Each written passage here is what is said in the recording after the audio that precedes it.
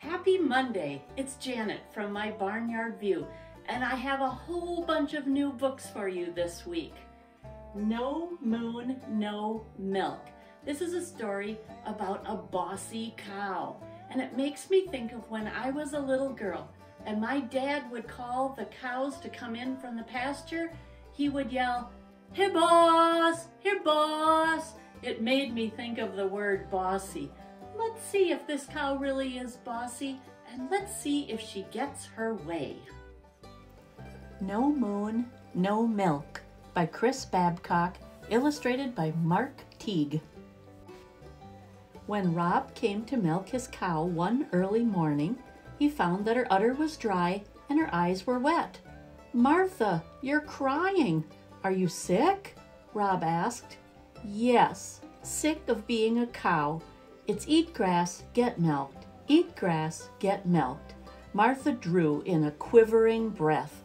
"I want to do more than cow around in a pasture all my life." "Where else would you like to cow around?" Rob asked as he looked into his empty bucket. "The moon," Martha announced. "You can only go to the moon if you're an astronaut," Rob said. "Or a cosmonaut," Martha declared. "I'm not sure they let cattle into the space program," Rob said.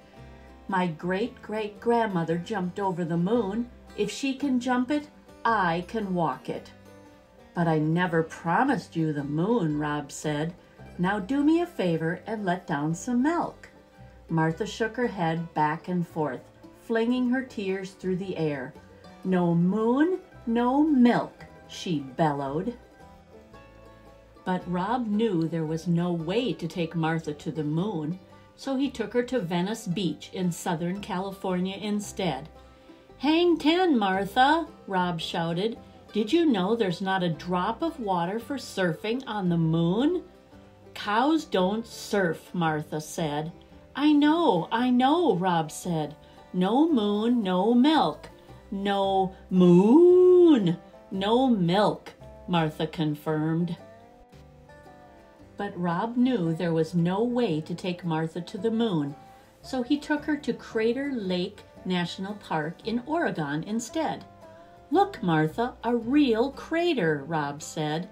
"I'll bet craters on the moon are much more mysterious," Martha grumbled. "But Martha, a cow won't fit into a space capsule," Rob cried. "No moon, no milk," she said. "I'm telling you." But Rob knew he couldn't take Martha to the moon, so he took her to Radio City Music Hall in New York City instead. "Martha, it's the Rockettes," Rob said. "Rockets? Where are the rockets?" Martha asked, craning her neck. "Not rockets, Martha, Rockettes. And you can bet there's no dancing like that on the moon." "I don't want to dance on the moon. I just want to walk on it," Martha wailed. And as she took off down the aisle and out the doors, she cried, "And if you won't take me to the moon, I'll get there by myself." Rob threw up his hands in frustration and ran after his stampeding cow. When he saw she was heading for Central Park, he hopped on a bus, hoping to head her off uptown. Meanwhile, Martha caught up to a passel of skaters darting through the park. "Excuse me, but could you direct me to the moon?" Martha asked as she trotted alongside them. "Follow this path, then hang a left at the fountain," a skater replied. Martha mooed her thanks and galloped on. Rob had just gotten off the bus across from the American Museum of Natural History when Martha rounded the corner and came to a complete hoof-sliding halt in front of him. "A science museum?" Martha moaned. "What on earth can a cow do in a science museum?" "There's a replica of the lunar surface you can walk on," Rob offered. Martha was already across the street and through the front doors of the museum before Rob finished his sentence. "Restrain that bovine," a guard cried as Martha galloped by. "I hope this works," Rob said to himself as he borrowed a space helmet from a display case and ran after his cow.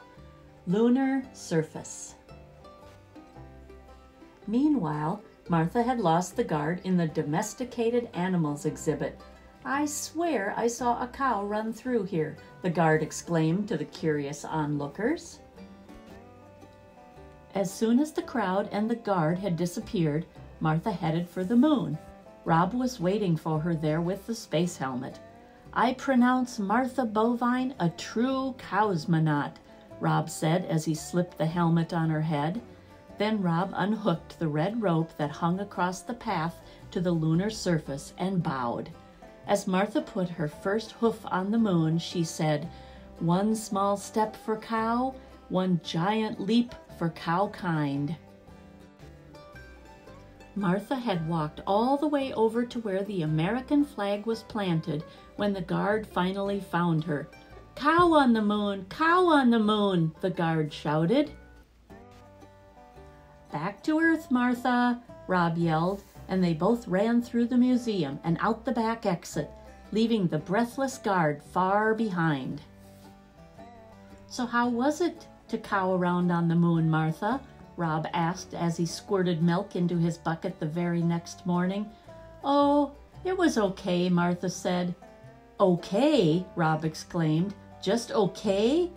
"Yeah, now I know why my great-great-grandmother didn't stop to cow around up there." "Why?" asked Rob. "There's no grass," Martha said. Now that we have all that delicious milk from Martha, I thought it would be fun if I showed you one of my favorite recipes. Do you like peanut butter and jelly sandwiches? Well, this is a PB&J smoothie. And the first thing you need to add is strawberry jam. This is 2 tablespoons. And 2 tablespoons of peanut butter. 1 banana. 1/2 cup ice cubes and 1 cup of milk, just like Martha made for us. And we're going to put the cover on. And listen, it's going to be kind of loud.